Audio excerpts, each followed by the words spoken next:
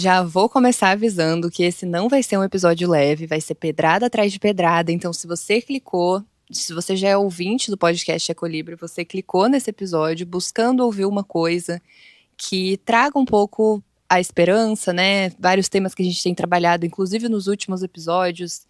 Essa coisa de resgatar o fascínio pelo mundo, da gente conseguir imaginar novos futuros, de pensar nas soluções e tudo mais. Assim como já tá no nome, né, ecolíbrio, essa coisa do equilíbrio ecológico, esse líbrio, tanto do camilíbrio como do ecolíbrio, vem muito dessa minha vontade de querer equilibrar as coisas, né? Então, eu acho importante, vez ou outra, trazer episódios que a gente também fale sobre problemas sem mascarar eles, que a gente fale dos problemas de uma maneira que incomode mesmo, porque esses problemas são incômodos, e para algumas pessoas mais do que para outras, então tem certos incômodos que é importante a gente ouvir, mas se você tiver mais sensibilizado e tiver querendo uma coisa mais leve hoje, precisando de uma coisa mais leve, tem vários outros episódios aí, não sei se você já ouviu todos, mas na grande maioria deles a gente vai mais para esse lado mesmo do otimismo, né, e da esperança ativa, né, da gente não perder esse engajamento. No final desse episódio também eu vou trazer um pouco disso, mas só avisando para também não pegar ninguém de surpresa. E para quem estiver clicando nesse episódio pela primeira vez, porque essa palavra misantropia tá muito em alta, né? Muitas pessoas estão buscando o significado dela e eu quis colocar ela no título do episódio justamente para isso, para atrair pessoas que estão encontrando conteúdos por aí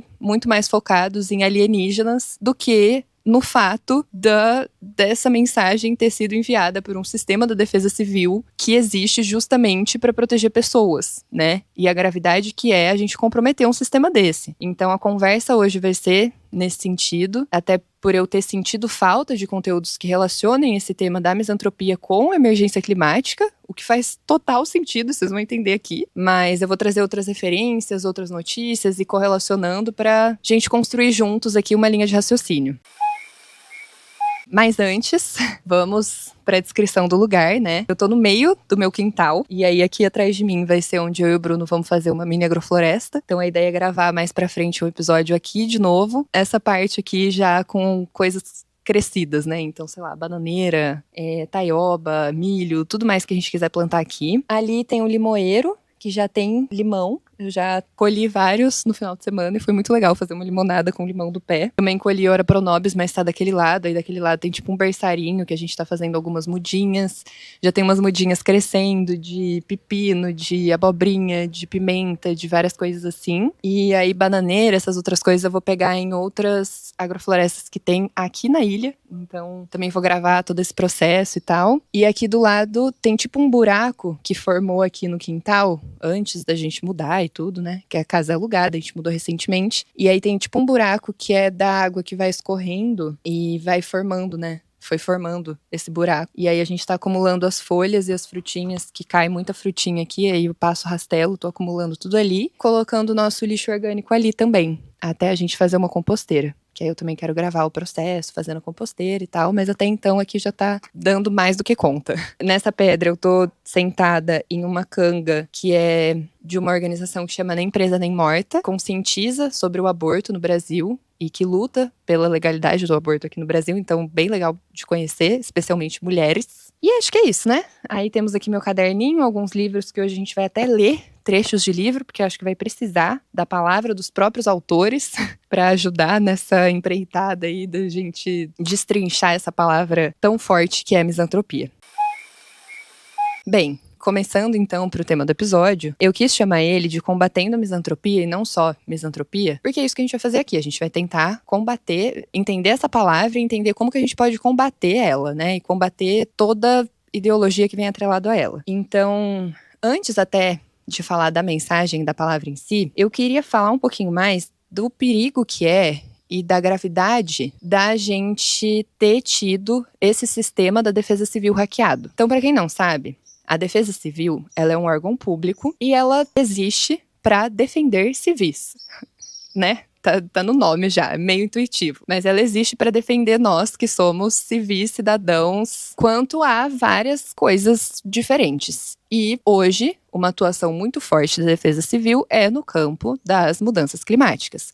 porque estamos vivendo um momento de emergência climática e esse ano, inclusive, é esperado, vários cientistas já estão apontando que é muito provável que a gente tenha um ano que a gente passe por um evento de super El Niño ao longo desse ano, né? Então vocês devem ter visto notícias já sobre isso, o que o super El Niño vai causar e o que vai acontecer. E aí muitas pessoas já estavam mandando mensagem pra mim, super preocupadas. Eu tô pra produzir um conteúdo com o Greenpeace pro Instagram e pro TikTok, então se vocês ainda não me acompanham nas outras redes, convido a acompanharem, porque lá eu vou trazer com mais detalhes, meio que uma lista de coisas que a gente pode fazer pra se preparar pra esse super El Niño que tá por vir. Falar um pouco mais sobre esse tema, porque o objetivo desse episódio não é a gente focar nisso, né? É a gente falar sobre misantropia e esse alerta e tudo mais. Mas eu acho importante trazer esse ponto do super El Niño, dando um contexto bem por cima. Vocês lembram quando tiveram aqueles grandes incêndios no Pantanal? Ou então quando teve aquela grande seca na Amazônia, que vários botos morreram? Ou até as enchentes do Rio Grande do Sul? Acho que esses foram um dos maiores exemplos que a gente já teve aqui no Brasil de eventos climáticos extremos. E todos eles aconteceram em anos de El Niño. E não era nem super El Niño. Então, se os cientistas estão colocando que vai ser um super El Niño, é tipo assim, é pra gente esperar coisas desses eventos pra cima, da gravidade desses eventos pra cima. Então é sim realmente muito sério, mas o que eu tenho respondido pra muita gente que vem desesperado quanto a isso independente se fosse relatado que fosse super El Niño ou não, esses eventos já não são suficiente pra gente estar com o alerta aceso, pra gente já estar desesperado, que é o que eu falo todos os episódios, sabe? A gente já deveria estar desesperado, independente se confirmar que vai ser super El Niño ou não, entendeu? Só de ser ano de El Niño, só da gente estar vivendo em emergência climática, só da temperatura global do planeta ter aumentado, a gente já deveria estar preocupado, desesperado, fazendo e se preparando e tudo mais, entende? Então não é tirando a gravidade do problema, mas sim mostrando que o alarmismo que está sendo feito, ele já deveria estar sendo feito, entendeu? Não é só porque é super El Niño que a gente precisa estar atento e a gente precisa fortalecer estruturas que ajudem a proteger a população mais vulnerável, né? Que são mulheres, idosos, pessoas com deficiência. E aí, pensando em classes sociais, periferias, povos indígenas, que aí não é classe social, né? Etnias, mas enfim. A gente sabe que a mudança do clima afeta as pessoas de forma diferente. E aí é muito disso que a gente vai conversar nesse episódio hoje. Pra gente proteger essas pessoas, a gente precisa que os mecanismos funcionem, né? A gente precisa de mecanismos e que esses mecanismos funcionem. E um dos principais mecanismos que a gente tem pra isso é o alerta da Defesa Civil, avisando sobre enchente, deslizamento, incêndio, e todos esses eventos extremos que, inclusive, o Super El Niño vai trazer pra gente. Então, a gente ter um sistema desse, de tamanha importância, hackeado, é muito sério. Porque além de tirar o foco da emergência climática, que é a pauta que a gente deveria estar focando, quando a gente pensa em alerta da Defesa Civil, o que deveria vir na nossa cabeça não é alienígena, chamados alienígenas. Mensagem de alienígena no celular dos brasileiros. Não é isso que deveria vir na nossa cabeça. O que deveria vir na nossa cabeça é eventos climáticos extremos. Tocou meu telefone, eu preciso ficar atento, eu preciso saber como me preparar. Então, além disso, além da gravidade disso, a gente também tem a gravidade de que acaba tirando um pouco da credibilidade desse sistema. Se ele pode ser hackeado, como que eu vou saber se o alerta vai ser real ou não? Ou se hackearam de novo? Então, na minha opinião, faltou também uma segurança maior, faltou uma atenção maior e como eu posso colocar isso?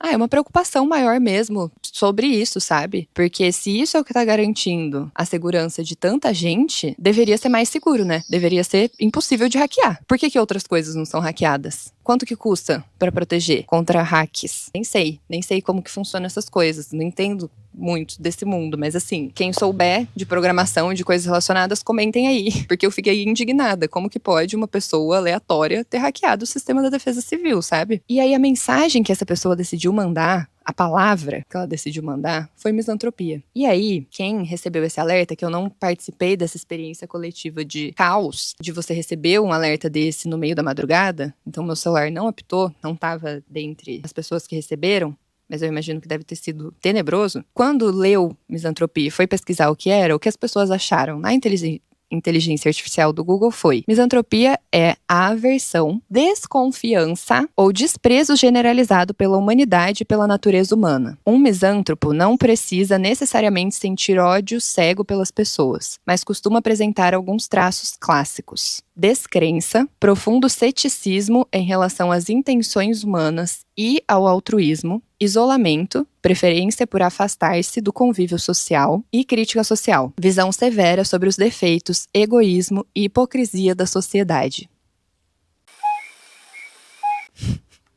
E aí, assim, gente, eu fico até arrepiada, porque quando eu li essa definição, eu falei, cara, talvez em momentos da minha vida eu tenha sido misântropa.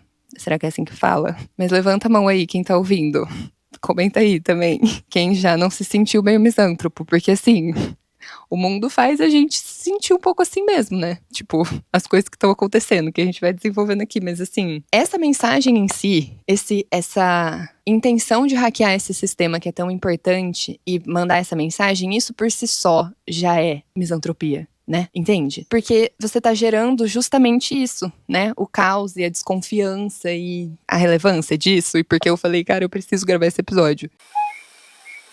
Ontem eu tava com a cabeça tão assim, eu saí pra correr, eu falei, eu vou tentar organizar os meus pensamentos. E aí, uma das primeiras palavras que me veio na cabeça quando eu tava pensando nesse assunto foi o termo necropolítica, que significa a capacidade do Estado de decidir quem pode viver e quem deve morrer. E a necropolítica, ela é esse conceito, ele foi trazido já em alguns momentos recentes aí. Então, para quem acompanhou toda aquela mega operação que teve na favela do Rio de Janeiro, onde a gente teve 117 pessoas mortas, e também quem já acompanha há muito tempo, seja desde os livros de história da nossa escola, a violência contra povos indígenas, mas mais recentemente, não sei se vocês viram, até compartilhei, nos meus republicados do Instagram sempre tem muito conteúdo legal, assim, eu tô sempre republicando, que fica aquela bolinha, né, que você compartilha, muitos conteúdos, acaba não dando conta de falar sobre tudo, né, então eu tô sempre ali republicando coisas, e aí trazendo elas à tona também, tipo agora, nesse momento que faz muito sentido, que foi uma denúncia e era um vídeo gravado de um jovem indígena sendo torturado. Eu acho que era por mineradores, e é um vídeo muito terrível, assim, e só dessa violência seguir acontecendo e os povos indígenas, muitos deles ainda não terem os seus territórios demarcados e protegidos contra essas violências, que são inúmeras, seja elas físicas e de arma e de morte, de coisas assim, de estupro, enfim, todas essas coisas. Para além disso, também existencial mesmo, né? Porque polui a água, polui o solo, polui tudo que eles precisam para viver. Essas violências, elas não deveriam existir mais, porque a gente tem um Estado, né? E a única função do Estado é proteger a gente. Uma das, né? Não, acho que diria que é a função do Estado, é proteger as pessoas, né, do país. Senão, por que a gente tem Estado?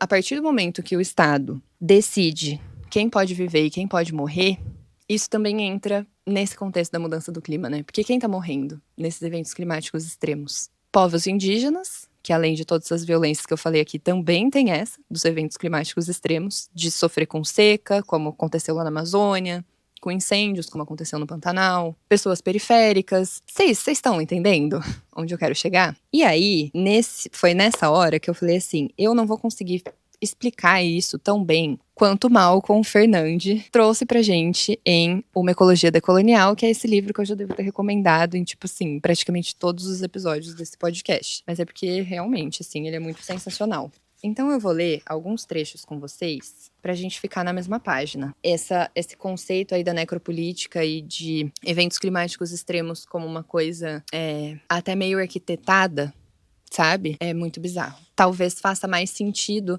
faça a crise climática fazer mais sentido na sua cabeça, porque na minha fez muito mais sentido depois que eu entendi isso daqui. Aí, antes de ler, eu acho que vai ser importante eu dar um contexto aqui, que o Malcolm, nesse livro, ele vai trazendo os capítulos assim, ó, que aí fica essa página aqui em preto, e aí sempre no título do capítulo, sempre tem aqui uma história sobre algum navio de transporte de escravizados da época da colonização. E são histórias, assim, muito pesadas desse evento, que esse evento em si já é muito pesado, né? Nessas histórias, é sempre focado nesse navio negreiro. Então, nesse navio que levavam esses seres humanos como carga mesmo, como mercadoria, né? Que eram como escravizados eram tratados. E ele até usa o termo negros aqui no livro, não para se referir só a pessoas de pele preta, mas para todas as minorias ali, quer ver? Eu até coloquei aqui, que negros, que ele se refere, seria a sombra negada e escravizada que sustenta o mundo colonial. Então, não são só essas pessoas racializadas nesse lugar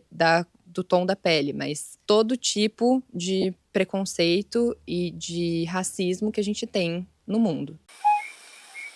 Nessa parte aqui, ele está falando sobre a política do ciclone colonial. O que ele chama dessa política é o conjunto de estratégias e tramóias que transformam as catástrofes em partes naturais, nos eventos lucrativos que reforçam os fundamentos coloniais do mundo. E aí, com fundamentos coloniais do mundo, ele quer dizer desmatar tudo para colocar monocultura, asfaltar e cimentar as casas e tudo que tem para esse habitar colonial, que é essa maneira como a gente aprendeu a viver em cidades e que é totalmente insustentável, né? Tá, então é esse conjunto de estratégias que transformam essas catástrofes, que são sim, em partes, eventos naturais, mas que se tornaram eventos lucrativos que reforçam esses fundamentos, incrementam a riqueza dos senhores e exacerbam as sujeições e as perturbações dos escravizados. E aí ele vai trazendo alguns exemplos de contos e histórias em que essa tempestade reforça a posição de escravidão dos escravizados e de senhor dessa galera que tá no topo. Que aí hoje, no caso, seria o Musk com o seu trilhão. Mas na época da colonização seria o senhor do engenho,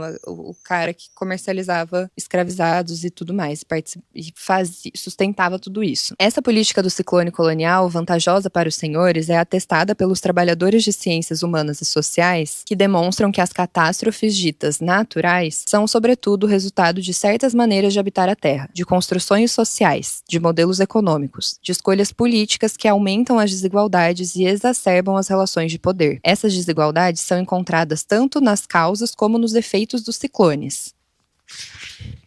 Conhecendo essas construções sociais e políticas das catástrofes, conhecendo seus efeitos diferenciados, em que os mais pobres, as minorias, as mulheres e os idosos sofrem mais as consequências, não é possível compreender como elas continuam a se repetir ano após ano, sem reconhecer que alguém se beneficia delas. Então, a gente só vai entender por que a mudança do clima continua acontecendo quando a gente entender que tem alguém se beneficiando delas. E ele ainda vai, tá? Que aí tem um ponto aqui que amarra tudo. Eu ia até ler mais partes, mas eu acho que agora trazendo esse fechamento já dá pra gente continuar. Sabe-se que essa indiferença exacerbada às misérias reproduzirá os porões dos condenados na terra, como lembram Conrad e o ciclone Katrina. Que aí ele trouxe 2 casos de eventos extremos em que daria para ter salvado a população, só que foi escolhido matar. Seria mais benéfico, mais lucrativo que as pessoas morressem nesses casos, como foi o do ciclone Katrina. As maritacas.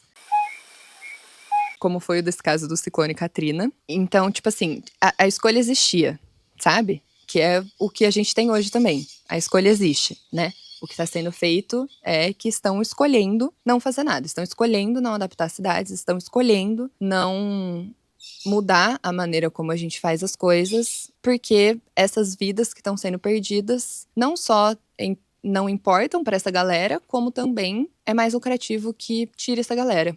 Que é o que ele traz aqui, ó. Alguns já se apropriaram do aquecimento global para testar um excedente demográfico na balança da Terra. Quantas pessoas vocês já não ouviram falar que é até bom que tem uma galera morrendo, até bom que aconteceu, por exemplo, a Covid-19 para matar umas pessoas, porque tem muita gente na Terra. A Terra não comporta tudo isso. A crise que a gente está vivendo hoje, essa emergência climática, é porque tem muita gente na Terra. Essa crise que a gente está vivendo é por conta de desigualdade. É porque tem um grupo muito pequeno de pessoas extraindo e tirando muito mais da Terra do que a Terra é capaz de regenerar, enquanto muitas outras, a grande maioria da população do planeta, a grande maioria dos seres humanos, não está fazendo isso acontecer. A única injunção que sobrevive à tempestade sem se preocupar com os que povoam esse navio torna-se uma catástrofe em si mesma. Que navio construiremos, então, diante da tempestade? Sério. Vocês entenderam? Por que eu indico esse livro em todo episódio? Mas é basicamente isso, gente. Quando a gente consegue entender, que foi o que eu trouxe naquele episódio, por que estão destruindo o planeta, que é aquela filosofia do long-termismo. Bilionários já tem um nome pra isso, que é essa coisa de que tem vidas que valem mais do que outras e que a gente precisa, pra eles, né, na cabeça deles, a gente precisa continuar produzindo mais tecnologias, mesmo que isso implique na morte de uma galera, porque a morte dessa galera é menos importante do que a perpetuação da nossa espécie e o alcance da corrida espacial, da gente conseguir sair da Terra e explorar outros planetas.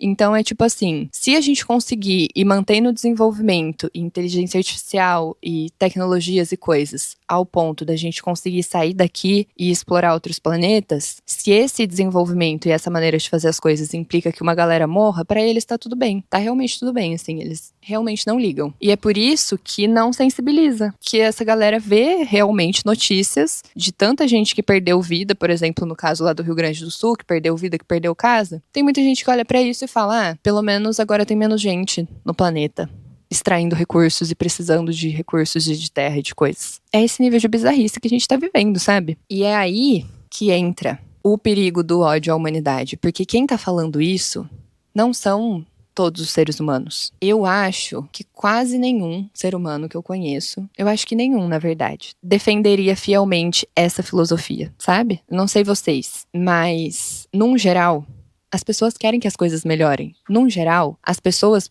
do meu ciclo social são as pessoas que estão sendo afetadas. São ótimas pessoas, são pessoas que estão tentando reverter esse cenário. A gente tem, que é o que eu trago em muitos episódios, a gente tem muitas pessoas boas no mundo, a gente tem muita coisa boa acontecendo. Então, quando eu posto um conteúdo falando de algum impacto, falando de algum problema grande, falando, por exemplo, da sexta extinção em massa, e que a gente tá perdendo muitas florestas e muitas coisas e tal, tem muita gente que comenta, o ser humano é o câncer do mundo mesmo, nossa, o ser humano é uma praga mesmo, o ser humano tem que acabar, a humanidade tem que acabar, já deu o que tinha que dar. Esse tipo de discurso, às vezes, pode parecer uma coisa meio meme, tipo assim, vou comentar isso daqui. Só que não, gente, a gente precisa saber direcionar a nossa raiva, a gente precisa saber direcionar as nossas críticas, sabe? Que é, voltando pra outro tema que eu trouxe em outros episódios, isso inclusive dentro do próprio movimento, né? Que existem muitos atritos e coisas assim de pessoas se cancelando, de pessoas brigando entre si, sendo que a gente deveria estar brigando com essa coisa maior, entendeu? Que é aquilo, não é culpa das pessoas, é culpa do sistema, tá? Só que esse sistema, ele é constituído, ele é sustentado principalmente por quem? Por bilionários. Que agora a gente tem até um exemplo de trilionário. E que a expectativa é que a gente tenha mais trilionários se as coisas não mudarem. Se a gente não tiver, agora a ONU tá até propondo COPs, que são esses encontros, né, de conferência entre as partes, conferências internacionais, para debater especificamente desigualdade. Porque é incabível a gente viver no mundo em que uma pessoa é trilionária. O dinheiro que o Musk acumulou hoje é 12 vezes o orçamento da saúde no Brasil. Do Brasil. Olha o tamanho da população do Brasil, olha o tamanho do nosso país. A fortuna dele é 12 vezes maior do que isso. Tipo assim, sabe? E aí, quando a gente vê tudo isso, dá vontade mesmo de ir pra esse caminho do ódio. Porque a gente sente ódio. Eu sinto muito ódio, eu sinto muita raiva, sabe? Só que a gente precisa saber direcionar essa raiva. Essa raiva não é frente... Eu sei que essa raiva que eu tô não é frente a você que tá ouvindo. Vocês que estão aí ouvindo, que também estão tudo fudidos nas vidas de vocês. E que também estão se fudendo pra pagar aluguel, pra pagar todos os boletos. E tá super difícil, o mercado tá tudo muito difícil. Pra todo mundo tá muito difícil, entendeu? E aí tem pessoas que conseguem fazer essa distinção e entender mais ou menos os caminhos que a gente precisa seguir. Tem pessoas que foram totalmente consumidas pelas fake news e por essas coisas da onda conservadora e de extrema direita daqui do Brasil, e dessa polarização e dessa coisa assim. Então é realmente muito complexo, sabe? Só que mesmo essas pessoas, elas também estão fodidas, entendeu? Muita gente da extrema direita também são pessoas que estão sofrendo, também são pessoas que não são bilionários. E é essa a importância da gente, sim, taxar grandes fortunas, da gente falar mais sobre essa questão da desigualdade e do racismo ambiental e de guerras e de tudo relacionado a esse assunto. Eu vou até olhar no meu caderno, porque senão vou começar a falar muito. Hoje vai ser um episódio de muitas leituras, tá? Porque eu fui pegando muitas referências e aí eu acho que pra fazer sentido não vai adiantar eu só falar. Eu vou ter que falar nas palavras que essas pessoas colocaram. Eu salvei um post que fala desse alerta. E aí eu acho que ele resume muito o que a gente tá debatendo aqui. Começa assim, é do @danunziata. Vou deixar depois falar pro Léo colocar o print aqui, pra vocês irem lendo junto, pra quem tá vendo no YouTube, né? Título, Misantropia. Alerta de emergência. Infraestrutura digital e atenção coletiva, 2026. Talvez a melhor obra conceitual de 2026 não tenha sido apresentada em um museu ou feira de arte. Uma única palavra atravessou a infraestrutura tecnológica do país e apareceu simultaneamente em milhares de celulares essa noite. Misantropia. Aversão à humanidade. Desprezo pelos seres humanos. Talvez a grande crise contemporânea seja uma perda gradual da capacidade de gostar da experiência humana. E aí, a hora que eu li isso também, eu fiquei muito preocupada, porque eu tô passando por um momento agora que, assim, eu tô morando aqui na ilha, eu tô com inúmeros privilégios, e em muitos momentos de tédio eu acabo cedendo ao vício em telas. E eu tô ficando muito no celular. E aí isso tá me deixando com muita raiva, assim, muitos momentos do meu dia, da minha semana, enfim, da minha rotina. E essa raiva pode ser expressa nessa coisa dessa minha dificuldade, muitas vezes, de gostar da experiência humana, considerando que a experiência humana, pra mim, que não sou uma herdeira, e ainda mais para pessoas que estão em contextos muito mais vulnerabilizados, que realmente é muito difícil de gostar da experiência humana, quando a experiência humana é ter que pagar por tudo, por tudo. E trabalhar nesse modelo e nesse formato e desse jeito, e ter esse mundo regido por dinheiro, e ter esses bilionários, trilionários no poder, e ter essas redes sociais consumindo tudo, e sabe? Às vezes fica difícil mesmo de gostar da experiência humana. E aí, enfim, continua, né? As pessoas odeiam políticos, odeiam redes sociais, odeiam trabalho, odeiam trânsito, odeiam os vizinhos, odeiam a tecnologia, odeiam os próprios corpos, odeiam a velhice, que também tem um episódio só sobre isso, pra quem quiser ouvir, odeiam a própria mente. Gente. Ai, vontade de engolir o microfone, que raiva. Tipo assim, odeiam a própria mente. A gente odeia a nossa própria mente. E aí é esse direcionamento que a gente precisa fazer, não é a nossa mente que a gente odeia. O que a gente odeia é o que tá acontecendo, é o que a gente precisa combater, entendeu? O que a gente odeia não é a experiência humana. A experiência humana é linda. Seres humanos são lindos. E existem muitas formas lindas de viver nesse planeta, que não é essa. E o mundo que está se esvaindo, que está colapsando, é esse mundo que a gente não quer mais. É esse mundo que está adoecendo a gente. Então que se exploda, brincadeira. Não nesse sentido, né? Do jeito que está acontecendo. A gente precisa fortalecer para que as pessoas que estão mais vulnerabilizadas ganhem força e que a gente consiga ter esse redesenho do mundo, essa grande mudança de paradigma, virada de chave que está acontecendo, pro bem, que aí entra nessa coisa, transição energética justa, enfim, todos esses conceitos que têm nomes mais chiques, mas que basicamente querem dizer, vamos mudar para um mundo justo, sem essa coisa da desigualdade, sem todo mundo se entendeu? A misantropia deixa de ser uma opinião sobre os outros e passa a ser uma condição existencial. Ninguém recebeu um alerta escrito amor, presença, consciência. A palavra que emergiu do sistema foi justamente misantropia, como se a infraestrutura tivesse expelido uma sombra cultural. Talvez não tenha sido um alerta, mas um diagnóstico. Pode ser que a verdadeira notícia não seja a invasão do sistema, mas a precisão simbólica da mensagem, porque ela revelou algo sobre o estado emocional do nosso tempo. Se a arte conceitual consiste em deslocar um objetivo cotidiano para revelar um significado invisível, então talvez tenhamos assistido uma obra perfeita. Uma única palavra, nenhuma explicação, milhões de espectadores e mídia espontânea. Além de uma estranha sensação de que a mensagem já estava dentro de nós, mesmo antes de aparecer na tela. Um minuto de silêncio, para vocês processarem isso comigo.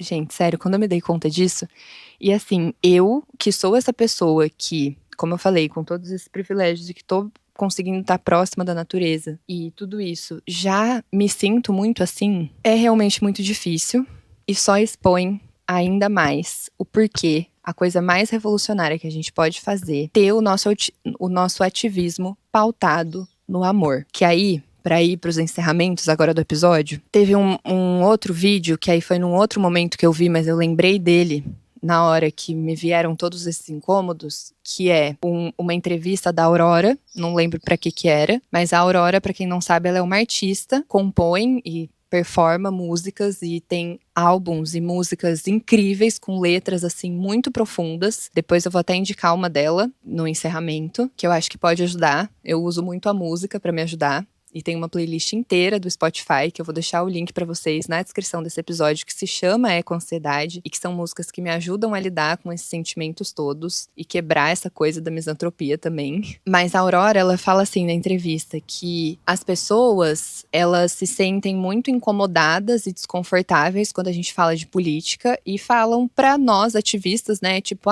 vocês são muito incômodos, falar desses assuntos são muito incômodos. E aí o que ela traz parece que as pessoas estão mais incomodadas com os ativistas do que com os problemas em si. As pessoas estão mais incomodadas com pessoas lutando contra essas coisas e tentando, né, ter esse ativismo, ter essa força pra lutar contra isso, que são guerras, fome, desigualdade, enfim, tudo isso que a gente falou até agora, do que com os problemas em si. Isso acontece com muita frequência, assim, né? Tipo, o ódio gratuito que a Greta recebe por simplesmente querer fazer as coisas melhorarem, por ter essa postura que ela sempre teve muito firme de ir contra até a ONU, pela ONU não tá cumprindo as promessas que são trazidas, né, nas COPs e as coisas, e que não acho que seja necessariamente a culpa da ONU em si, mas aí entra num debate mais profundo, enfim. Mas esse ódio gratuito que a Greta recebe, sabe, por nada, por ela tá querendo agora ir levar ajuda humanitária pra Gaza. Então por que as pessoas estão mais incomodadas com os ativistas do que com os problemas em si? E aí tudo isso entra nesse grande bolo de controle mesmo da narrativa, sabe? Que a gente já abordou em outros episódios aqui do podcast também. Essa coisa de que a gente não tem muito outras referências, né? As referências que a gente tem de fim de mundo e de como combater isso são referências que não tem nada a ver. Tipo assim, seja de coisa de zumbi, seja de coisa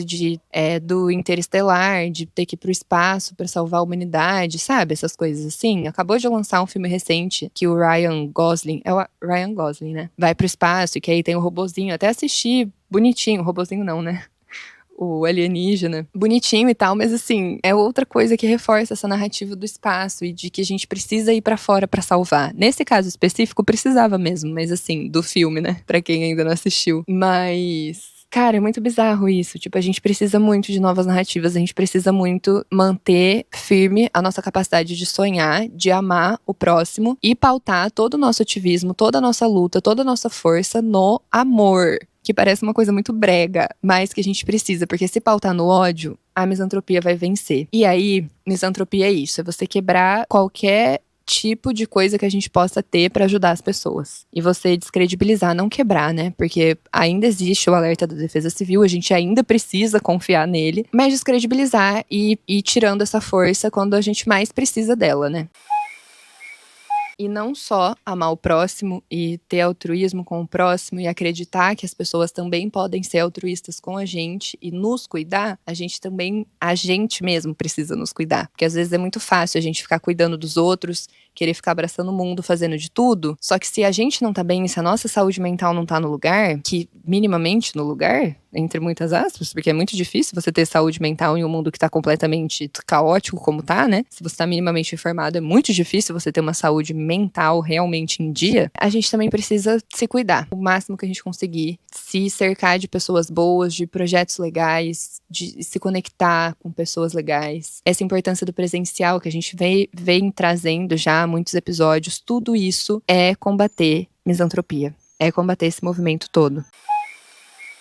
Pra terminar de fechar tudo, tem esse livro que eu também já trouxe a indicação em vários episódios. E aí tem algumas falas que eu acho legal aqui. Mas o livro é Esperança Ativa, da Joanna Massi e Chris Johnstone. Vou deixar na descrição também. Sempre que estiver nauseado por uma reportagem perturbadora, como estamos agora, depois desse episódio, depois do alerta da Defesa Civil, é possível dar um passo em direção à gratidão, simplesmente concentrando-se em sua respiração e agradecendo ao que quer que esteja sustentando naquele momento. Enquanto sentir o ar entrando pelas narinas, agradeça pelo oxigênio dos seus pulmões, por tudo que proporciona a vida. Um momento de gratidão fortalece sua capacidade de olhar para informações perturbadoras em vez de se afastar delas. Quando você sente dor por algo, além de seu próprio interesse imediato, isso revela seu cuidado, compaixão e conexão.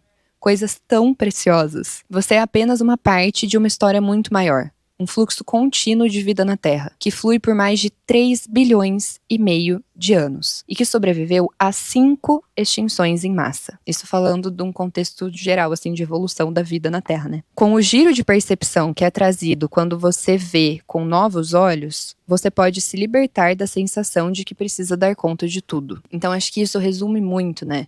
E principalmente essa parte, é muito importante a gente sentir dor por algo. O que a gente precisa querer não é não sentir mais dor, não sentir mais incômodo, não sentir mais a raiva. O que a gente precisa fazer é saber lidar com ela. Ter esses momentos que, aí aquele episódio lá, Resgatando o Fascínio do Mundo, eu e a Lari, a gente traz muito disso, né? Da gente olhar pro mundo com um olhar mais carinhoso e a gente tentar ir quebrando essa coisa de odiar a experiência humana, porque são essas coisas que a gente vai precisar se agarrar, sabe? É no insetinho que aparece pra você, é no canto do pássaro que, mesmo difícil de ouvir, às vezes com tanta poluição sonora, a gente ainda faz o esforço pra ouvir. Sabe? São essas pequenas coisas, o fruto que você come, sabe? Pequenas coisas pra gente se agarrar. O ar que a gente respira, o ar que a gente respira. Então a gente tá constantemente em contato com essas coisas e a gente em si, o nosso próprio corpo já é natureza. Então nesses momentos de desespero, se olhar no espelho, lembrar que você também é natureza, que você é uma coisa maravilhosa nesse mundo e que a gente precisa de você e a gente precisa se unir, se fortalecer e não brigar entre si, não alimentar ainda mais essa polarização e esse ódio que vem crescendo. E aí, fechando mesmo, eu queria indicar a música Warrior, da Aurora. E aí, quem não for, não conseguir entender tão fácil o inglês, eu recomendo ir lendo e ouvindo a música, lendo a tradução, pra fazer mais sentido. Mas, basicamente, na música, ela começa falando que ela tava isolada num barco, que ela não consegue lembrar, isolada no canto dela, assim, e que ela não consegue lembrar a última vez que ela abriu os olhos para ver o mundo como algo lindo, como algo encantador. E aí ela vai trazendo na música essa importância do amor e da gente ser warrior, significa guerreiro. E aí na música ela fala que a gente precisa ser guerreiros do amor. Então é meio que isso, sabe? Ai, muito brega ela, muito gratiluz, muito tudo. Mas assim, gente, desculpa, a gente vai ter que ser clichê aqui. O assunto pede. Então escutem, depois me contem o que vocês acharam. Depois de ouvir esse episódio, acho que é o momento perfeito, assim, pra você já torar no último volume aí. Eu gosto de ouvir ela correndo, andando de bicicleta, pegando ônibus, pegando metrô, enfim. São bons momentos, que geralmente são momentos que essas reflexões vêm, né? Então, se alimentar, assim, com essas músicas também é legal. E aí, vou deixar a playlist aqui de Eco Ansiedade que eu já falei pra vocês. Também ajuda. E a gente tem um combinado aqui, meu com vocês comigo, que é uma coisa que eu já não faço. E que eu queria que a galera que me acompanha, que tá aqui me ouvindo e que pensa, assim, tem esse pensamento mais alinhado com o que a gente tá construindo aqui, né? Dessa coisa de acreditar em futuros possíveis e tudo mais. Da gente não falar mais que ser humano é o câncer do mundo. Da gente não falar mais que a humanidade precisa acabar. Que é a humanidade que tá causando tudo isso. Porque que humanidade estamos falando? Vamos parar de generalizar. Vamos parar de usar frases tipo essas. Combinado? E é isso. Só isso, né? Nem sei quanto tempo que eu falei aqui. Mas espero que vocês tenham gostado. Espero que vocês estejam bem. E até o próximo episódio. Beijos.